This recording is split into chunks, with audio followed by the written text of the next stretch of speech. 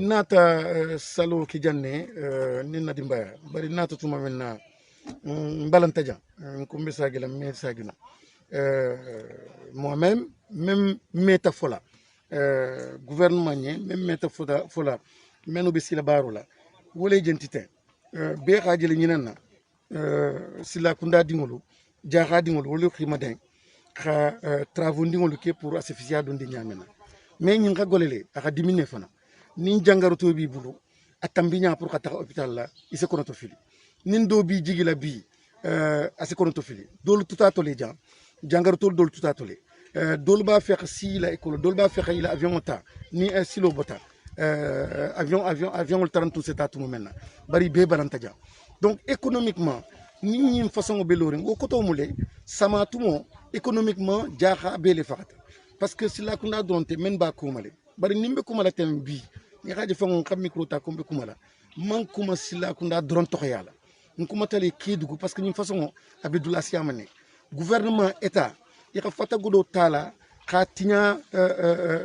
kuntanya investissement to terre kolu dula kutanu stadulu wakatara ila mokhol be fakaka kidugu be Sénégal le kono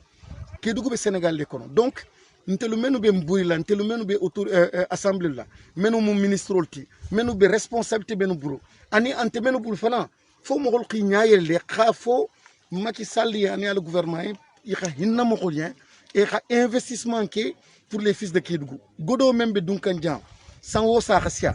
bari investissement men be foka ni ravo ni kumata dondi isavo no kusiama neketa mais menu be ke quand généralement c'est pour les autres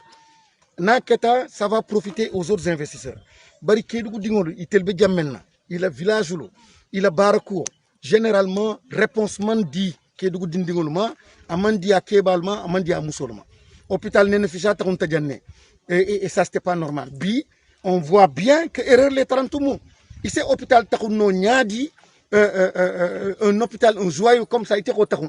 wole 30 be kedu ngol sauvé kan kala guiné ngolu malien be 30 sene jaar ite ko taxun donc vraiment le gouvernement avec godola dunkan jamelna akhala saha ça ne profite pas aux gens de Kédougou ñim façon yi xam men godo dun terre to anin kukutano ni khala dun ñinto ise ñim problème réglé cap faydo Sénégal avec dulaoudla ici au problème réglé donc vraiment mbeki sal tarala le gouvernement tara ika kulu yelema ika hinna Kédougou normalement chance balé babulu mais faut iri ñaayele xajande ma quoi et appel fana lancer la Kédougou dingolma mais vraiment mo ko ñaayele parce que mo ko kilin xabulé jifo la xafu ko non ça va très bien c'est pas ça mais investissement kendolo xake même c'est cool changer mais ni dinta luolu ma jan isalon ko kolbe takane koma ça n'avance pas nte ngana dindinya beke janne mengente janne nun ni dunta luolu ma isa jele touralu be sitiri nono beje grenier beje etc. bari bi fente keri kenante barala etc. heureusement d'ailleurs il y a un mouvement des jeunes que j'aime bien un retour donc kenaluto ça m'a encouragé le kende